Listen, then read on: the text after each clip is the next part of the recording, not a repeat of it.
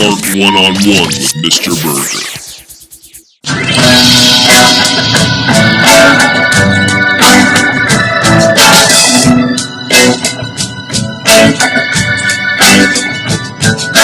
Welcome to Art One-on-One. I'm your pod boss, Nichole Jordan, alongside your professional artist and master educator, Mr. Burgher. Hello, how are we doing? We're doing pretty well today. Yeah, we're getting closer to the end of July. We've got one more week in July, but things are going pretty good, I think, with the podcast, and we're getting good feedback from people enjoying it, so that's always, I guess it's positive. Yeah. And if anybody has insights, by all means, send us comments and links, and you can find us all over social media to do that. But yeah, no, it's we've had a lot of good, just between the two of us, pre-meetings and whatnot, if you will. Yeah, just conversations around. Just talking about how to change some things up a little bit. So I think we're going to do a few things a little different this time. And as the pod boss, I'm taking the reins on it. You're taking the reins on it. And he doesn't really know what I'm doing, which is, it's kind of, roles are kind of reversed this time. Yeah, so just to kind of give you a peek behind the curtain a little bit, typically, like, we have the videos that I put out for the week, we review those and kind of talk about the direction we want to go without having a lot of conversation, just because we want the conversation to take place here and not there. Yeah, we want to have authentic conversations exactly in front of the camera. And so when we've done that, and then the day of, we pull the card, and without really, again, basically it's, we pull the card and go. We don't do we don't do any research, we don't do any prep work, we don't do anything really behind it. And like today, I have no idea who the card is. She did all of that segment all on her own. The only thing we really discussed was the video that posted last weekend that we'll discuss. But other than that, it's kind of an open forum. Yeah. Yeah, forum. I mean, we knew in the beginning that's the one thing we wanted to do, was just have conversations about art and your videos and history and maybe some random things that are going on. Topical, right? Topical things. Yeah. So it's evolving and changing a little bit. Hopefully not too much. But. No, I think it's a slow evolution. And again, if you go back and look at my older videos and older content, which we recently looked at my second video on Robert Rauschenberg from 2008, and you're like, oh my gosh, like that doesn't even look like you, it doesn't sound like you, the video it looks nothing like the Art 101 videos that I'm making now. Which prompted us to come up with what we're doing today. Right. Or what we're incorporating today. We've brainstormed some things, so we'll see how we infuse that, I guess. So here we go. Okay. So we'll start with Ask the Art Guides. Ask the Art Guides. Which is our cards that we pull just to kind of start the conversation.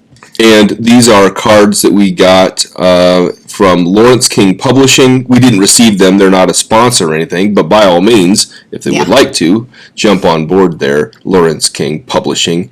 But these are great cards. They have information about the life, the work, and the inspiration of various artists. There are 50 cards in the deck, and we've really enjoyed this segment. I've enjoyed this segment. My daughter Brooklyn suggested this segment. Inspired the segment. It very much inspired the segment. So that's where we're going currently. Right. Ask the Art Guides. So here it is. What card did you pull? Who is it? Frida Kahlo. This is so interesting because there's no coincidence in why we pulled this card. Okay. You'll see. Well, as we go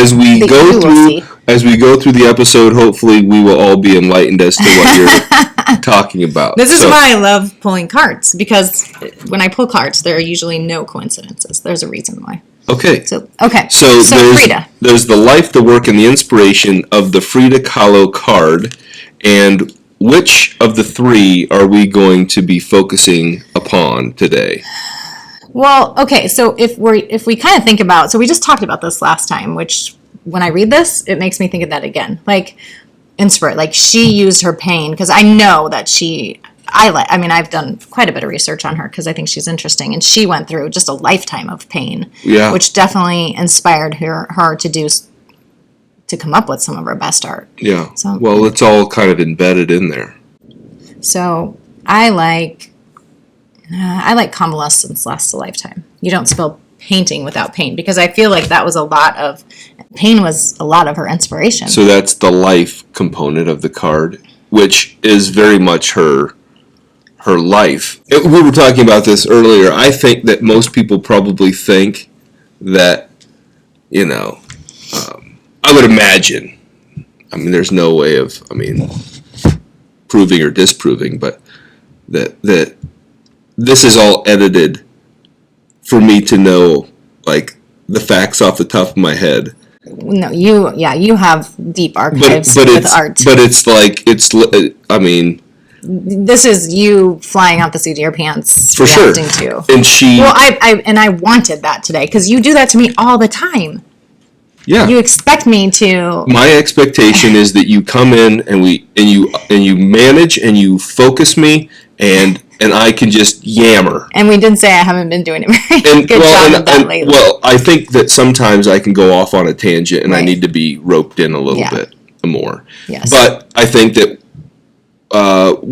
in terms of her having a lifetime full of pain, from a young age she had polio disease, which caused her to have limp and mobility issues. But despite that, her dad wanted her to be tough, so he taught her how to box, he taught her how to wrestle, he taught her how to fight, he taught her how to, be a warrior. Very tomboyish. She would, to a very high degree. And again, I think that maybe, in my view, and you can say what you want as a female, but I think tomboy is kind of I don't know.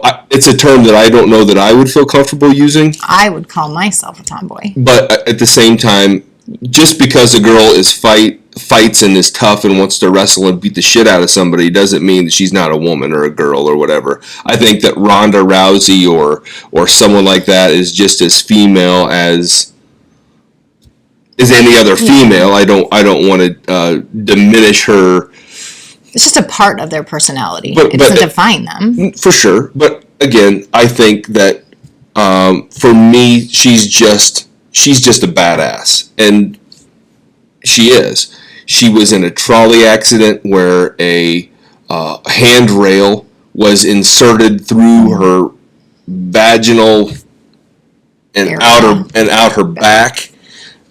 She had spine issues, she had back issues, she was often put into traction for long periods of time so her neck could be elongated and kind of put back into traction, I guess. However that works. I'm not a skeletal knowledgeable person. My son Brody should be on this episode. He would be able to anatomy and physiology. Right, he's into that. But anyway, she has all kinds of ailments and problems, and it escalated throughout her life to where she had to have a leg amputated. She had alcohol problems. As an alcoholic, she had issues with her relationships.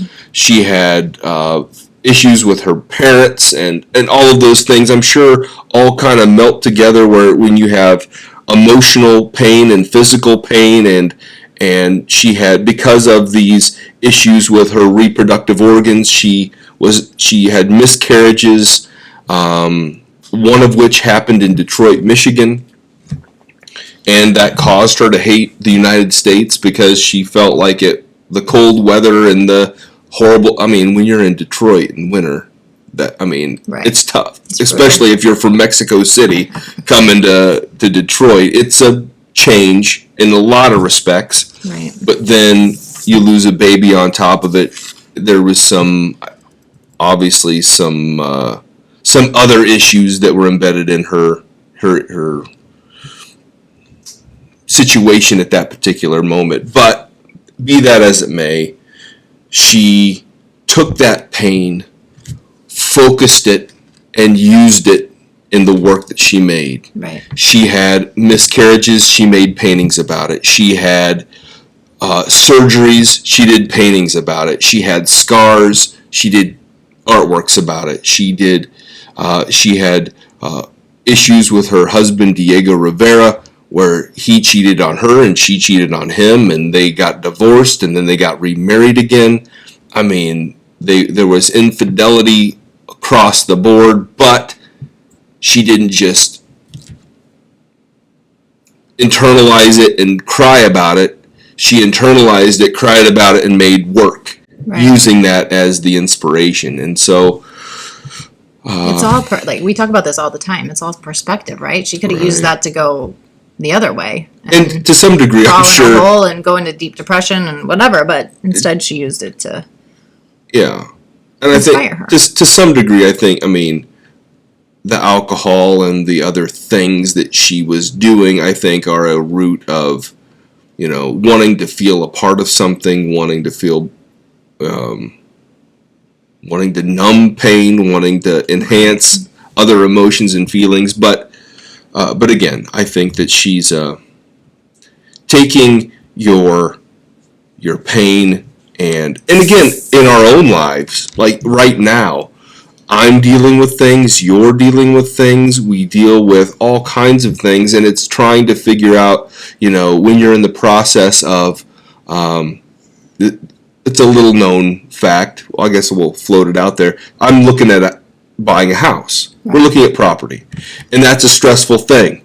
Everybody wants paperwork. Everybody wants a signature. Everybody wants you to look at this and look at that and call this person and look at that person. Let's look at this thing. Let's do that thing. And it's like, and when I get frustrated, it's hard for me. I wear my emotions right out in the front of me, and it's hard for me to be calm and, So you tend to focus a little bit on the negative things when you get overwhelmed, whereas I tend to try to focus on see the positive things. But that's something I've worked on forever. But you tend to go the opposite way of Frida.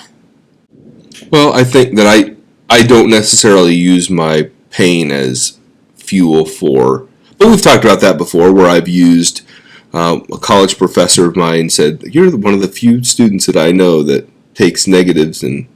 Yeah, that is. I remember you saying that. But anyway, be that as it may, that's a good card, a good conversation. I think I love that card. And here's the interesting part. Okay, so the nothing is a coincidence part. So. We pull this card, and the video that I chose to focus on, so you wanted me to do like a deep dive into your archives. Deep dive, is that the new segment? Well, I don't know. I like journeying into the archives, or a journey into the archives, deep diving into the archives. I don't know. We got to work on the... Which one is it? So I knew you were going to say that. Well, one of them. Well, I narrowed it down to two, so you... Deep dive, so what were the two? A deep dive into the archives or a journey into the archives. We'll just say journey. Journey is my choice because life is a journey. Life is a journey.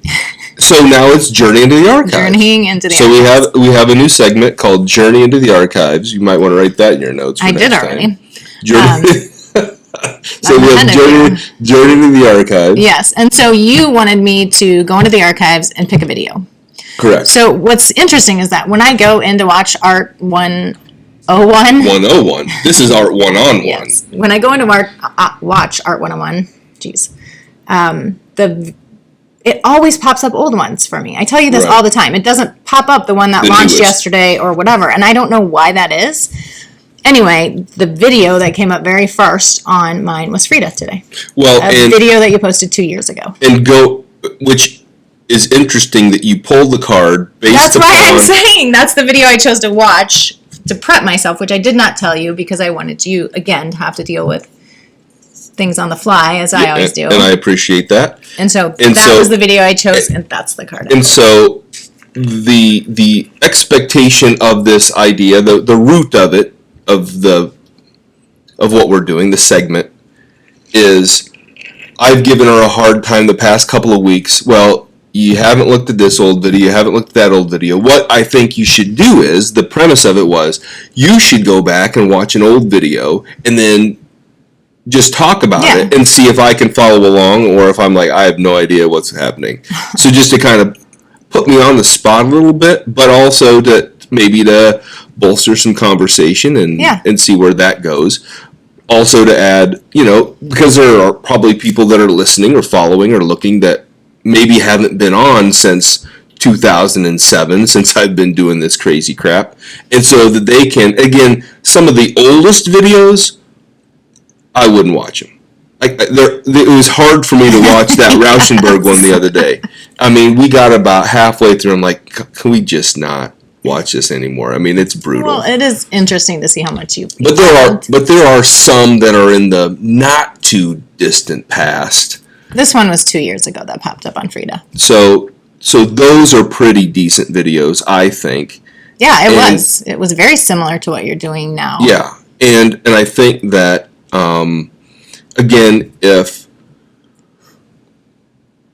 you can go back and look at those videos, and we can use that as inspiration for what we're doing now, then I think that's a good thing. And well, my thought and you don't like me saying this, but it is interesting. How do you know what I don't like you saying? Well, because have you said it we've before? had this conversation before. Like you tend to focus on the artists. Either it's a theme with artists, or you tend to focus on artists that struggle and go through struggle and pain and use it for inspiration. I see that a lot. So this video, and I just want to make note of this, I guess, to see if like the ones we go back and review, like that theme is there, or... Well, but I think with Frida, you can't really tell her story honestly without visiting the pain. Absolutely. But also, she didn't give up. She kept fighting the fight despite the fact that she had problems as a child. She fought. Despite the fact that she... And there's a whole Frida Kahlo philosophy that I've also done a short video on that basically is a whole philosophical way of being where you take your pains and you turn them into inspirations. And I think that that's something that a lot of people in our world today could learn from. Taking, if you could take all of the negative things that have happened to you in your lifetime, we don't need to rehash them or hash them at all. But if you could take the pains that have happened to you in your lifetime and turn that into something positive, and I think that by all means, I think that largely you have. Well, and you hope that this comes up in my thoughts a lot with my kids and what they've been through. I hope that gives them a sense of, what's that called when you can bounce back from things? Resiliency. So it's not bad enough that they can't become resilient and overcome stress and pain and all this shit that goes on in our lovely world today. So I do like that. I mean, I love that theme. I love that Frida can do that. And so it is in that video. I mean, it was very, I don't think for 2 years, I don't think there was much difference in like how good the video was or like the content being not as, I thought there was great content in there. I thought it talked about her struggles. It gave, some of her art is brutal though. She does a lot. I mean, the bulk of miscarriages and there was one on her like it showed her like her spine is like a column and it's all broken but that's how she saw herself. She saw herself as like a, like you hear that analogy of your body as a temple, right? And if my body's a temple, it's a ruin because it's smashed and broken and cobbled back together. She still was able to do what she did, which is pretty amazing. Yeah, and she's a interesting artistic character. And when that movie came out, Frida, with Selma Hayek some years ago. Which I have not seen. It's a great movie. If you haven't seen the movie Frida with Selma Hayek, I would highly recommend it. And it gives, the thing that I appreciate about it, and you know this from me watching videos, like we watched the Kurt Warner movie, and I, of course, have to ruin movies like that because it's like, okay, Kurt Warner played for the University of Northern Iowa. So technical. And I'm like, what the hell is this? He's playing football for UNI, and that's not where UNI plays. That's some football field somewhere else, but that's not the Unidome. That's not where UNI plays football. Right. It's like this open air thing, and they play in a dome. I mean, it's complete, like, that's not even close to being right. You get kind of focused on this. And it's discrepancies. It's when people make movies about history that don't tell the right history. But most people are not. You are very good at history, and you're always watching and listening. And I mean, but then don't tell the story. Like, yeah, but most people are not going to know that, and they want to build. And that's exactly the point to me. Like, for example, my kids, my youngest kids, love Disney movies. Right. They love the movie Pocahontas, and I will not let them watch the movie Pocahontas. When I'm with them, when I have them, I tell them we are not watching Pocahontas. Of course, the movie they want to watch is Pocahontas because they know I hate it. Right, of course. And Hank asked me, Dad, why will you not let us watch Pocahontas? And I tell him, because Pocahontas was a real person. Pocahontas was a real person? Yes, Hank. Pocahontas was a real person. And her life was not with a little buddy raccoon, and she went along, in the end, she, it all ended with a big rainbow at the end. That's not But the truth. you can use that to teach the truth to your kids. But the point is that they watch the video, they watch the movie, and they think, this is the truth. This is what happened. No, it's not. They hear, oh, that's Pocahontas. I've seen the movie of Pocahontas. I know the story of Pocahontas. No, you don't. But that's not necessarily true. They're just watching it for a cartoon. They, just like you said, Hank had no idea that was like. But again, number one, I think it's, if you're going to present actual people, you should tell their actual story. No better or no worse.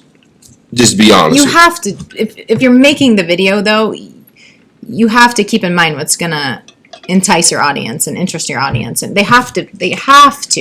Then it has to be accurate. Like, there are things like the movie Rudy. There are things about the movie Rudy that are accurate, and there are things about the movie Rudy that aren't. And at the end of the day, it doesn't matter if every single second of the movie is exactly like real life. If you take a few little liberties, that's not a big deal. But if you completely change the end of somebody's life, no. The Hunchback of Notre Dame. So was Rudy not a good? Did you? The Rudy's about. Because I loved Rudy. Rudy's like an 8 or 9 out of 10 for me. It's close enough to actual truth to be good, but it's not perfect enough to be a 10. Okay. Yeah, again, but this is where I think you tend to focus on. you tend to, like, once you're aware of that, you can't get your mind off of that. Well, because I think that, again, a story should be told. I don't necessarily disagree with you. I just think most people are not going to know if it's not accurate, and they're going to love the movie. If somebody made a story of your life. Yeah, I would want it to be. And they completely said, well, accurate. We don't like this part of your life, so what we're going to do is we're going to change that a little bit, and we're going to add obstacles, or we're going to add an ending, or we're going to make it nicer than it actually was. Well, and I think that's what potentially pisses a lot of people off, and then the videos don't get made, right? Like, if maybe someone's life or someone's. I mean, you hear of that happening and quite a bit. And it's hard to tell. It's hard to tell brutal truth. A movie like Erin Brockovich, that movie with Julia Roberts is very close. That's like a 9 or a 10 out of 10. I mean, that's so accurate. Now, does it go into other things or other components that are a little bit wishy-washy? Yeah, but those are like minor details. Everything is pretty close to accurate with the brunt of the facts of the story that they're trying to tell. Like, that's the truth. Where you take something like The Hunchback of Notre Dame, the Disney version, the whole thing is not like Victor Hugo wrote it. It's a novel, but it's not the story. It's like a completely different version. A Christmas Carol has been done 1,000 different times, but you know the best one that's actually the most accurate to the book? Okay, well, you tell us. The Muppets. Oh, my gosh. The Muppet one is the one that's the most accurate of all of them. Lord. Okay. But anyway. All right. So I digress. I'm reeling you. Reel me back in because... I'm reeling you back in. So, Frida was our card. Frida was, interestingly enough, the video that I watched, and the video on the journey into your archives. I had nothing to do with it at this point. Journey into archive. What do you mean? Journey into the archives. Your archives, I said I have nothing to do with those, other than I need to watch them so I can. Well, I think that get more versed on your. So what would you give it? Like, let's say you had to give it a score, like the Frida Kahlo video. Would you give it like what's your rating scale? Is this what appeals to me, or what appeals to like what you're trying to get across to your audience? What's the rating? You got to give me clarity on your rating. It's the Nichole scale. The Nichole scale. It can be. You can give it 10 bananas. You can give it, 10 I'm going to give this one high, but for a couple of reasons. 10 out of 10s, 20, 100 out of 100. Yeah, I'm going to give it a 9. Out of 100 or out of 10? This is going to be rarity because I find... Out of 10? Yeah, 9 out of 10. I think Frida's interesting. I think the artwork that you put in there was interesting. I liked the music that you had like a Metallica or something playing when you were... Metallica. It was like you just, which you don't do now, but you just like, you randomly put in like... I don't know, 10 or 12 pictures, and we're playing some background music as you. Oh, and it's good. I liked it. You're going to have to go back and watch that. Yeah, no, there was the one where I did. It's probably not Metallica, because I'm awful at names of. I did. There was one that was like the bird. I don't. By the Trashmen. I don't know what song. Bird. The bird is a word. That. That's in that video. Oh, that's not the one I'm talking about, though. That's the Frida Kahlo video, isn't it? But that's.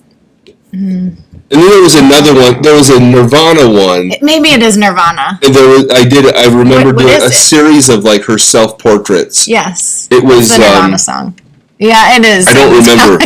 Nirvana. I told you I'm so bad at. I think you are right. It was. We're gonna have to bring this up on the next podcast. That I would not put a Metallica song in a video, but it does. Nirvana sounds more. But I did put. I'm a big Nirvana fan, so I did put Nirvana. Okay, so in a 9. I do remember that now. Okay, a 9 for the Frida Kahlo. I liked the content. I liked the music. Should I go back to doing the video, the music montage? Maybe incorporate that in a couple. But yeah, I still want to think about. So I'm going to be thinking about as we go into the archives, as we journey into the archives. If you tend to pick artists that have really went through a lot of, or if it's just something that most artists have went through. I think most people went through struggle, but so. Yeah, whether you tend to focus on people that have really went through a lot of pain and struggle. Okay. And like the dark, I'm gonna be aware of this. Now, I don't know where we're heading next. Well, I'm gonna tell, okay, so here's ruining my transition here, but. Oh, my bad. It's actually not a dark video. We're gonna talk about Red Grooms. Red Grooms. Your video from the last week. So this is a current video that just is posted in the past week. And his art is very... I think very colorful, uplifting. It's like against dark. The grain. it's not. I gotta get away from that. It's not dark. Yeah. It's against the grain of what I would say a lot of your videos are. So there you have it. I know. So when you say you focus on the dark, well, clearly Red Grooms redeems me because he is not. He's very playful and fun. I mean, there are some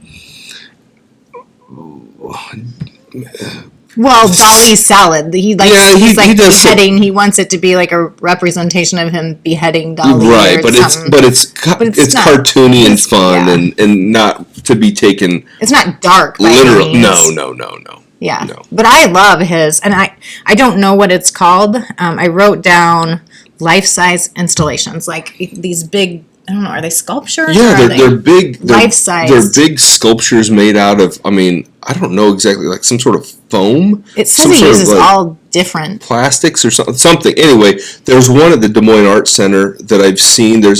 Lots of places have these, but the one that I know of is the Agriculture Building, the Des Moines Arts Center, and it has it's a representation of the Iowa State Fair with the butter cow and the whole thing. And I have a story in there from my high school days and that sort of thing. And the first time I ever went to an art museum was when I was in high school, and my art teacher took me, and obviously classmates to Des Moines and the Des Moines Arts Center and that sort of thing. And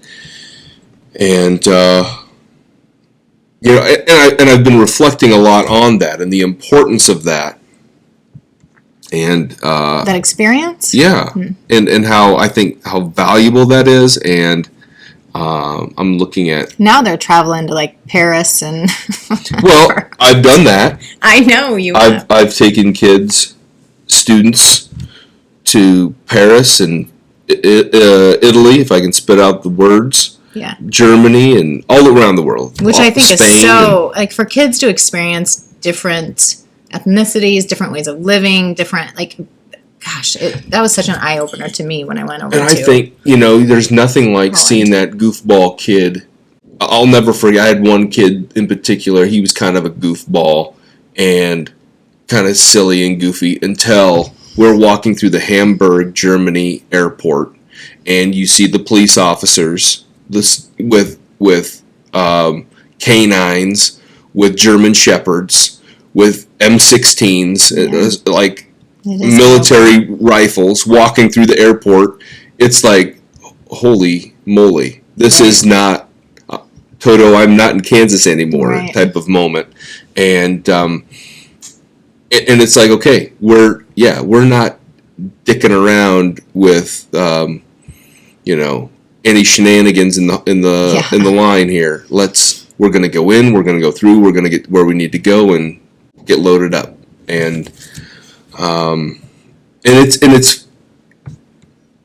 it's sometimes unfortunate that our world is the way that it is, but it's also really good just to teach the kids, okay, I mean, how practical is that? How often do you get to do that? And one of the most frustrating things that I have is when kids say, and you've heard this, what do you know? You're an art teacher.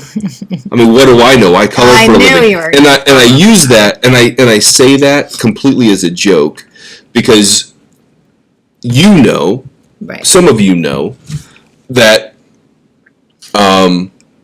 I recognize that what I do and what I teach is a lot more valuable than just coloring and teaching. There was a great coach who I worked with very, very briefly. His name was Coach Thomas. And Coach Thomas was a great football coach.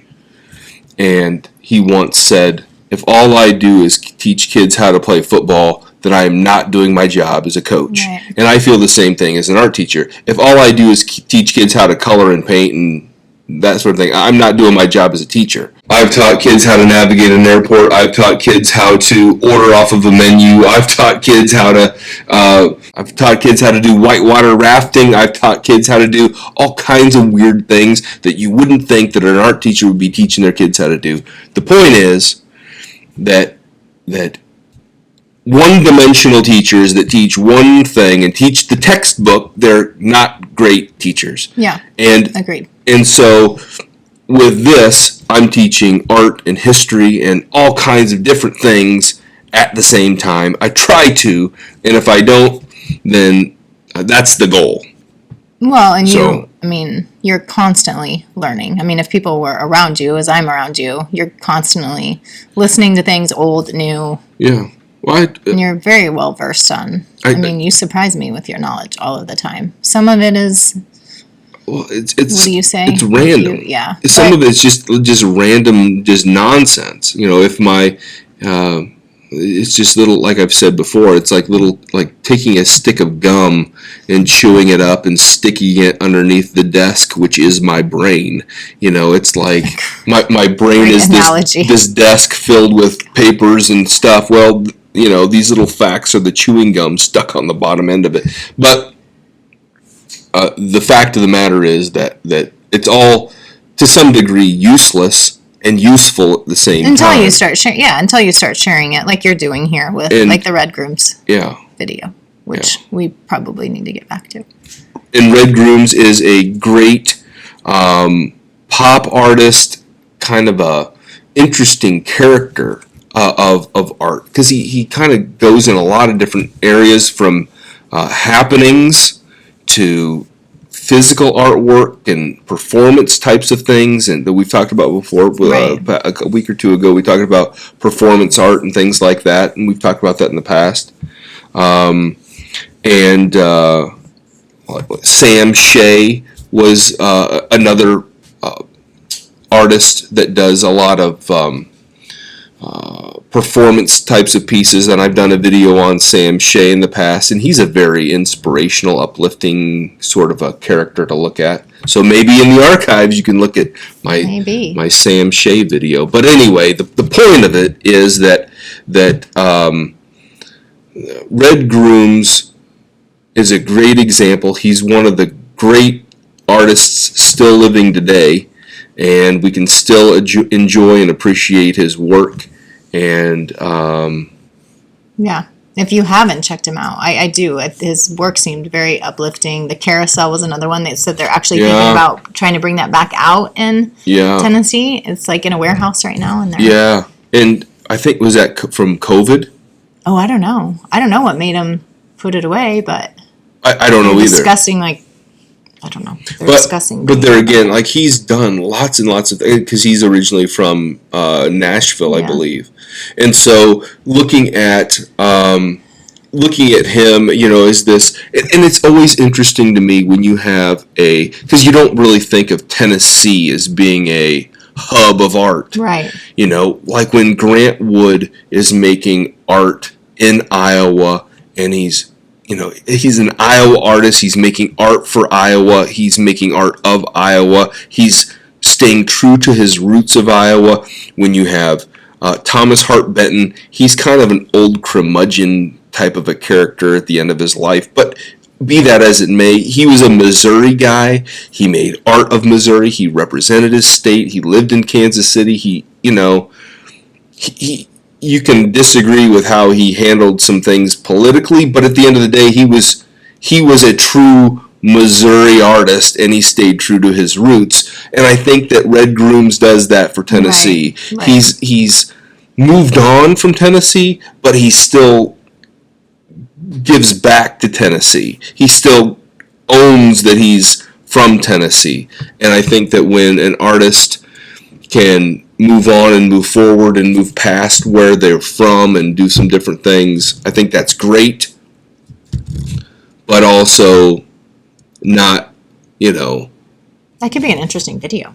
Like artists that stayed true to their upbringing or true to their roots. Yeah. That's a good, I have never. Maybe a good one to put on your top 11 most rooted artists. I don't know. I have a working title on that one. But that's a good. I think that would be an interesting video. Yeah, I think so. I think that would be an interesting video. That's the one thing I do need to do, is go back and think about all the different ideas that we've come up for videos and make a list of the videos that I said, that's a great idea. Yeah. So that I'm not just like, I'm going to make a video about peanut butter sandwiches today. I've never done that. Just so you know. Well, I think have we covered all of the bases? I think so, and stayed pretty on topic. I've only gotten off topic a little bit. Yeah. But we talked about the card of Frida Kahlo. We talked about the journey into the archives. The journey into the archives. Which coincidentally was the card that I pulled. Right. And that'll be interesting to see how that conversation, maybe if we change it up a little bit next time, alters a little bit. But and then we talked about the big video of the week. Yeah. And I liked the flow of that. Hopefully the viewers and the listeners like it too. The viewers and the listeners. The visitors and the listeners. Viewers. Yeah. People that are watching and listening. Correct. Is that better clarity for you? The podcasters and the video casters. No. The casting is the people that are doing it. Let me ask you this. What the hell is a podcast? I know that this is a podcast. I'm making a podcast. I'm developing these podcasts. But what the hell is the difference between a podcast and just making a video? Is it more conversational? No. What does pod mean? Because, I don't know. That's a good question. I have no idea. You're asking me a... And maybe these are questions that I should have asked myself before I started making them. Probably. But stay tuned. I never really thought about it. We'll answer that on the next one because I have no idea what differentiates a podcast from... Because it can't be conversational because a lot of podcasts are just one person talking about things. But, it's a conversation. And a podcast can be just audio. It can be video. Well, and that's the thing. Like, with podcasts, now there's a lot of video options when you put them out there. So maybe it's the platforms that you use? Because podcasts are like Spotify and Apple and... Yeah. So, interesting question, Mr. Burgher. I don't know. But, be that as it may, you can find us all over social media. So I put up this nice little thingamajig so you can see all the different options that you have. You can find me on the TikTok and the Click Clack and the Big Buck and the blah blah blah and the Spotify. I read this part of the... You hate it when I put up this image and talk about these things. Well, the image is great, but how you talk through this. Well, okay. Well, whatever it is, find us there. Leave us a comment. You can find us on all these things. Subscribe. That's the biggest. And that's one of the things. Like, we have a really good. Our subscribers do a really, really good job of following along with the podcast, whatever the heck it is, whatever the podcast is, they're following it. Yeah. The problem is that that sometimes there are people that are subscribers to the channel. They're not watching the podcast because they don't know what the hell it is. They're like, well, what's this thing? A podcast? What the heck? Is this like a normal video? I'm not watching them just sit around a table and talk about trading cards. But I don't know. Be that as it may, I also want to say one last thing, if I may. For my friends, my followers, my subscribers, go on to Redbubble. This is not an advertisement or an endorsement by any stretch of the imagination. It's a public service announcement that people can go on to redbubble.com and find all kinds of things, like the shirt that I'm wearing, the shirt that you're wearing, stickers, hats. You can have bags. I got my duffel bag. I've had this bag for several years, and it's basically because I carry this piles of crap with me. It's ripped out. So what do? I go to redbubble.com and I order a brand new bag with a Mr. Burgher design on it. You love the... And so the t-shirts, the stickers, the hats, the cups. Or if they want you to design something. You love doing that, don't you? I do. I design. Send something out if you want it posted on Redbubble. And I've got things. I've got things that are very self-promotional, but I have my own artwork on things. Etta loves this shirt because it's her wherever. Yeah, she's on that side. She's over here. Yeah.